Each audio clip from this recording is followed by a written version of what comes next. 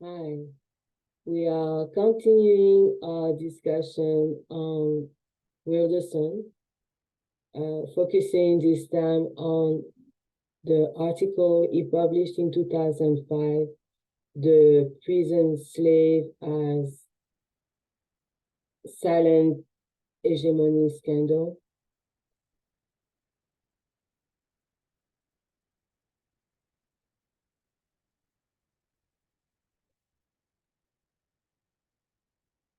Hegemony Silent Scandal. But first, as I discussed, we will review a little bit the how to format citations, because I saw that it was a common problem in your last essay, and you need some refresh. And we will recap the last class very quickly. And today we will just go through the text as if we were writing an annotated bibliography. So we are just trying to find the structure of the argumentation, and then the announcement quickly and the discussion. Here in this slide, what I'm saying is that when you write a claim or definition, you should back up that claim with a citation, but it's not enough to have the citation in paragraph or in parentheses or in footnote. You also have to say in the text, according to. For example, according to Mirella Tranquille, Wilderson is the best philosopher. And then in parentheses, you can insert the date of the slides in which I said that. So it's two steps. In the text, according to, and in parentheses or footnote. And what I said in the slide is that you have to remember that nobody is neutral. Even the dictionary, even me, the instructor, everybody has their own narratives that they push, even unconsciously.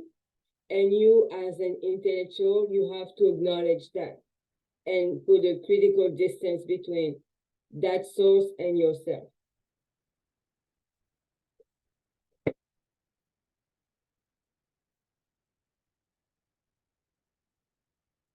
And in this slide, I tell you which citations you can choose for your essay. So this is the most common citation that you see in philosophy papers, APA, MLA, Chicago. And you see that in each example, so you have the last name of the author, the date of the publication, the title of the publication. And then when it applies, you have the name of the translator. And I saw that almost nobody wrote the name of the translator. It's a mistake, because for Fanon in English, you have at least two translators. I think the first one was Constance Farrington.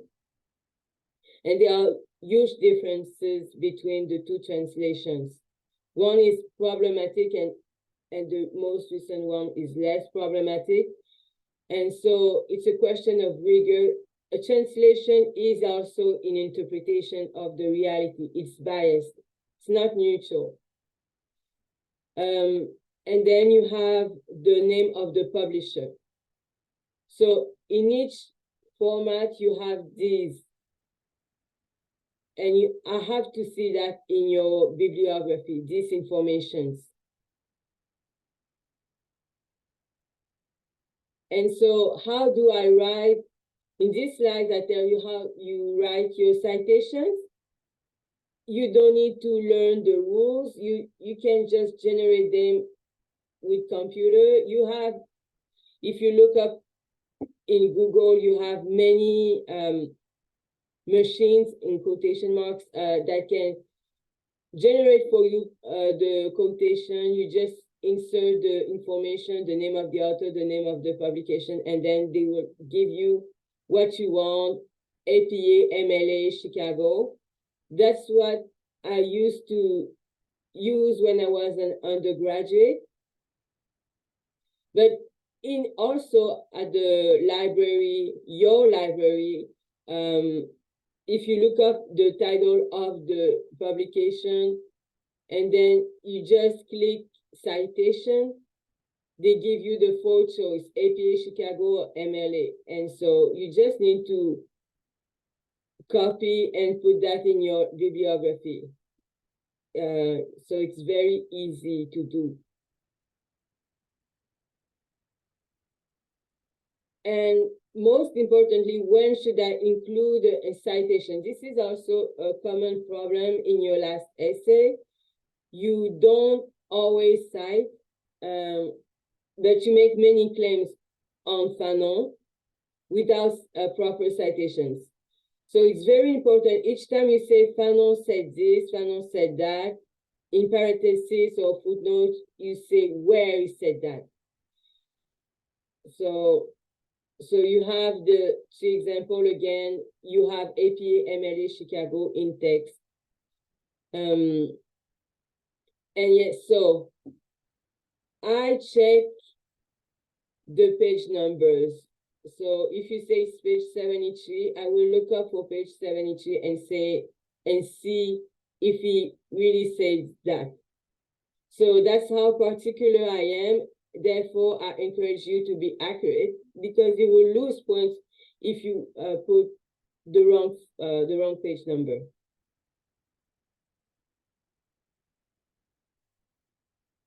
And so the bibliography, this is also a common mistake in the essays that you wrote. The format of the bibliography should look like this. So I do not want to see hyperlinks. I do not want to see, links. Just the citations, just like this. This is from the book Afro-Pessimist, and this is the Hortense Spiller's part, Mama Maybe's, Papa Maybe. So it's not important, because in all the book, the bibliography is correctly formatted, of course. And so it's just how it should look like. No links. Okay? Perfect. So what we said, I'm gonna just try to let you see the slide. So what we said last week, so we discussed how Wilderson compared the First Nations with the Black people, and how the oppression is different according to him. And also one of you mentioned maybe last week or the week before that when we discussed the notion of slave, it's a specific concept. It's a technical concept. It's a Wilderson technical concept in discourse.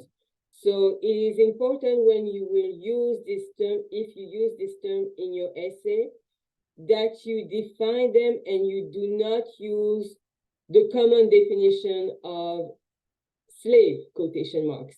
It has to be very precise, and slave according to Wilderson, which is according to Orlando Patterson. So slave and social death, it's a technical term. Don't forget that, please. So now, if there are no questions, we can move on to the text itself, the text for today.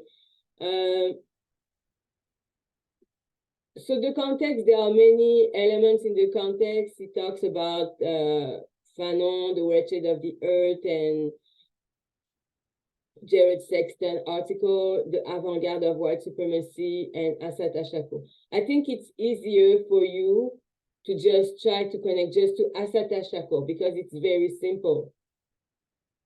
The context, so it comes from this idea, intuition of Assata Shakur, that it's not great, the coalition between left group, the coalition that reunites left people and Black people is not always successful.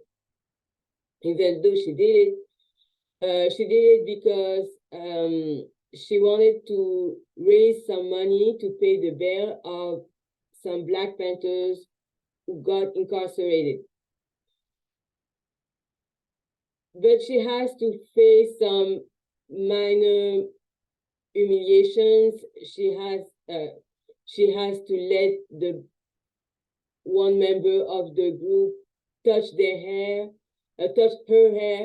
just to feel this Black texture hair, and she has to be on defense and have this persona, caricature of herself to interact with these people. And so for Wilderson, it's a symptom. It's a symptom. It's not just an anecdote. And he studied the rhetorics of Assata Shakur's autobiography, and he thinks that she's not always sincere, honest with herself. But in that part, he thinks that was the truth. She was sincere. And it's a very short part. So this is the symptom of something's going wrong for Wilderson. And therefore, he asked himself that question. That's what the slide is about. It's why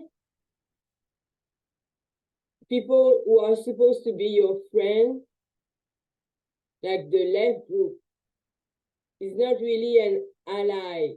Why is it different, their situation, the situation of the poor white worker and the situation of the Black person in the US?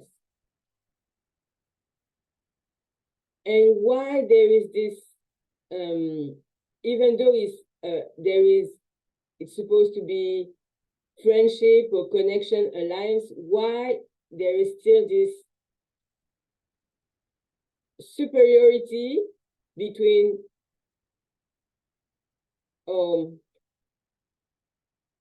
why there is this difference? Oh my God.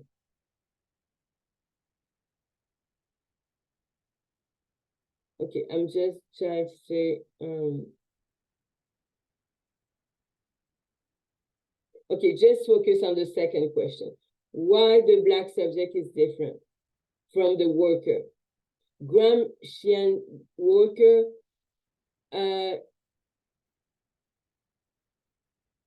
it's because worker is a character, it's a person,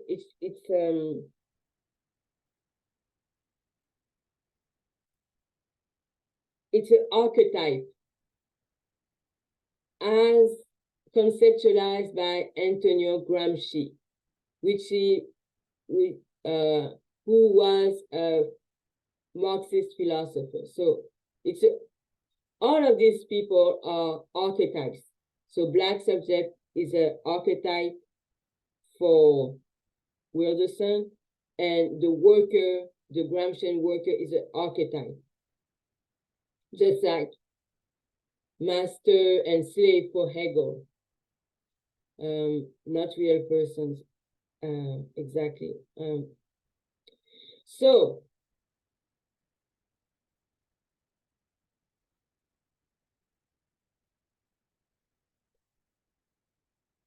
the hypothesis that Wilderson is trying to push forward, the thesis he submits, is that even when you are a radical group, Marxist group, and you want to abolish, for example, prison, you still have in your discourse a rhetoric that is anti-Blackness. You still promote anti-Blackness in your speech.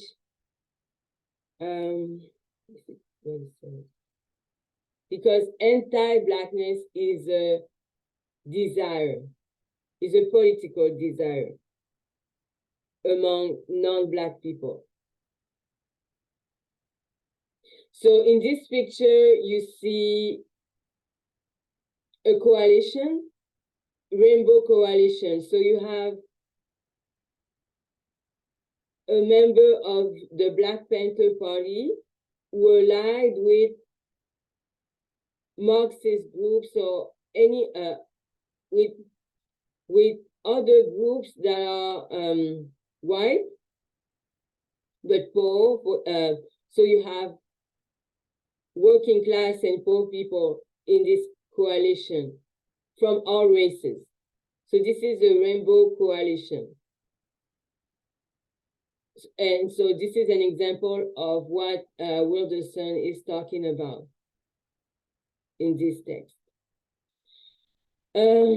So to answer his questions, I'm going to push this here. What Wilderson does is a rhetorical analysis of the discourse. And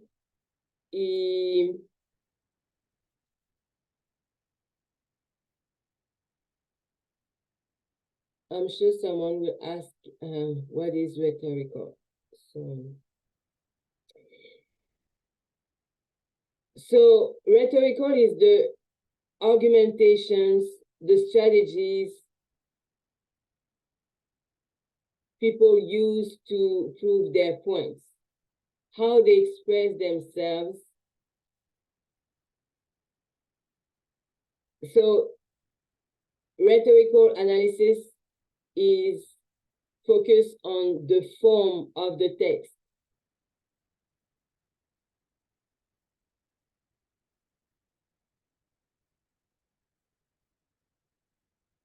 Yeah.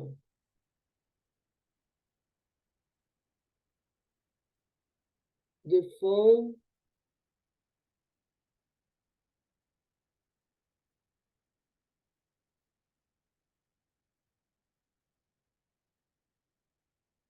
Yeah. Focus on the arguments people use to prove their points.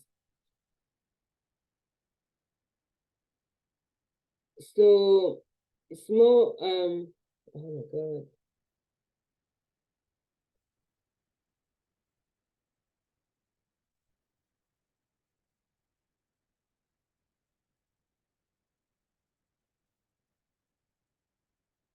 So you have many elements in the rhetorical analysis. So you have a grammatical analysis, so how the sentences are formed, and you have also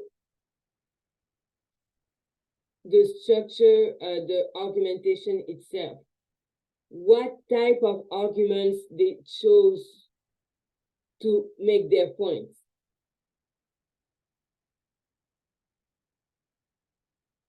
Okay, leave it like that. If you have any question, please ask me.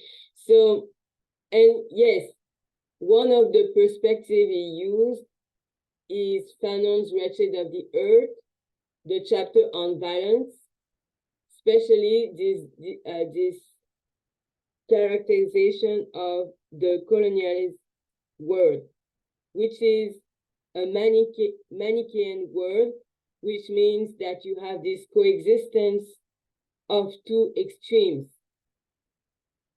that are not reconcilable.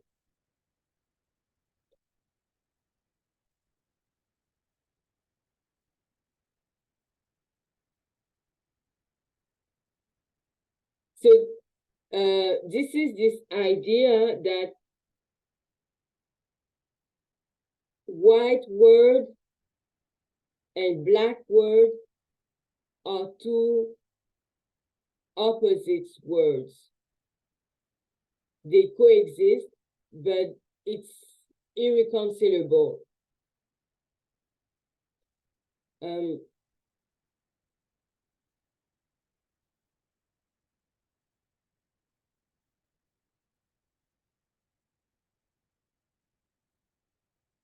Even if you are a worker and you are poor, you are still in this white world that is completely different than the black world. Why? Because it's not just because you are protected by the police, but you are the police. Every white person is allowed, in quotation marks, to be violent with a black person. It's, if you are violent with a black person, you don't face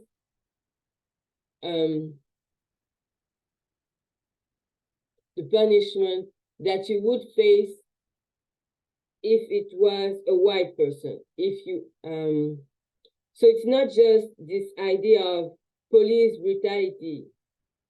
It goes further than that. Everybody is allowed to be violent towards black person. And that's how these two words are different. And so that's why it says that the black subject in the US cannot be explained in this Marxist / Gramsci's analysis of hegemony. So hegemony was a concept that he discussed in the interview, Master-Slave Relations. So I suggest you to go back to that interview. But it's just this idea that in the hegemony, consent is created. And therefore, violence goes down. So the power does not need to be violent all the time, perpetually towards workers to produce obedience and work, because they have produced consent. And that's different than the black person, as we discussed as he discussed in the interview 10 years after. The black person is subjected to violence all the time. There's no such thing as concept. It's not hegemony.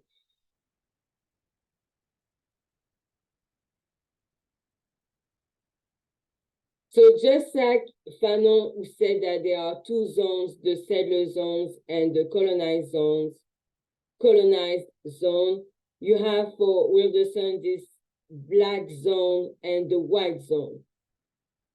And in the white zone, you have this ethics, white ethics, that may or may not use Marxist or Gramsci's analysis, and then which is completely disconnected with the reality, the lived experience of the black person who is subjected to gratuitous violence. So black body attracts bullets. That's how Wilderson expressed himself, and non-black bodies do not attract bullets. So when a non-black body is killed, it's an accident. It's contingent to all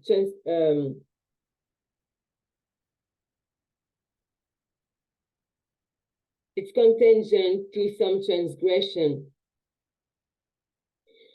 And as I said, yeah. So the humanity of the non-black person is not questioned, but the humanity of the black person is questioned. So that's how the two zones are different. And so, to be more specific, Wilderson talks about the slavery as the slavery of Black persons. Black people were enslaved, but cannot be explained with this Gramsci logic or Marxist logic, because if it was just for capital, if it was just for the sake of exploitation, it would have been much easier to just enslave white persons. You know, they take the boat and they go to another country, take the time to trap them. So it's more than that. It's just because Black bodies, you want to be violent to them. And back to now, for Wilderson, prisons, carceral system is a form of slavery, because you go back to this desire to just use direct force towards people, to force them to do whatever you want them to do. So it's different than the hegemonies analysis in which consent is created. So with incarceration, carceral system, you go back to this direct force, violence for violent. And so it's again violence against Black people, because there is a disproportionate number of Black people in jail and in prisons. So therefore, when it comes to praxis, the praxis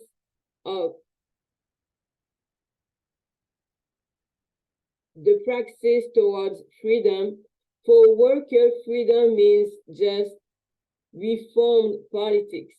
So they still want to work. They still want this class worker and yeah, they still want this, they still want to be workers, but it's just they want fairer, more democratic policies. But the Black persons, if you follow their lived experience in the USA and their analysis of power, which is different than the Marxist one, what they want as a praxis is the structure of the abolition of the structure of work itself.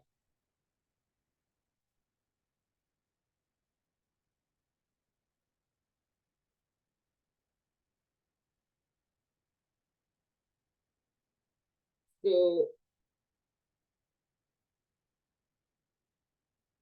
I do not remember where I got this image. I will look for it after class. So this shows how slavery and prison industrial complex are similar in many ways. So the strength of this essay so far to me is the use of rhetorical analysis to analyze the autobiographies or speeches. I think it can be a powerful tool in philosophy, and not everybody can do that.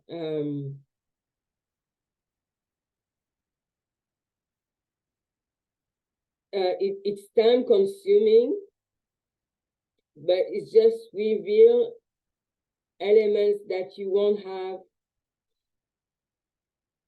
anywhere else. But it's really time consuming. But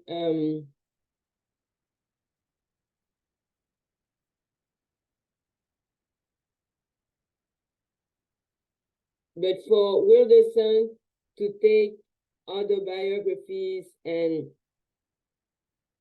analyze the style of the writer to criticize their political thought, it's convincing to make his point that anti-Blackness is promoted in these books unconsciously sometimes. Oh my God. And also, I think that it was a good move for Wilderson to make this parallel between slavery and prisons. He's not the only one who does that, but I think if you want to say that Black people are slaves or slaves in waiting, prison slave or prison slave in waiting, it is effective or persuasive because you can imagine prison, the forced labor that you have to do in prison and the violence of the guardians. You can imagine that it's similar to what enslaved people had to go through before the abolition of slavery, official abolition of slavery. So, and you see that Black people are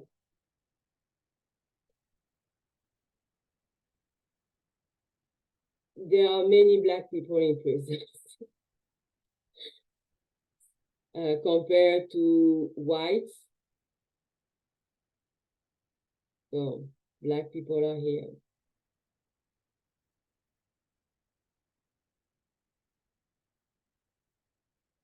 I think the limitation of the study is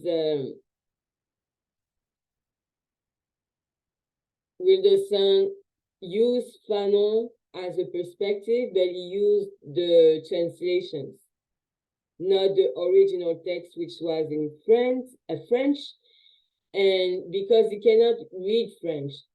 And that's a limitation when you are at that level of research. You cannot say of yourself that you are an expert if you are not able to read the language of the original source. If you're an expert, if you say you are an expert on Heidegger, you need to be able to read German.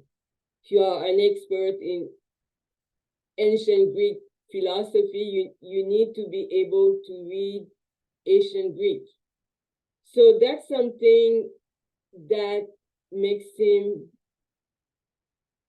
less convincing than a scholar like Lewis Gordon, who is able to read French and is able to compare the original version of the book with the translations.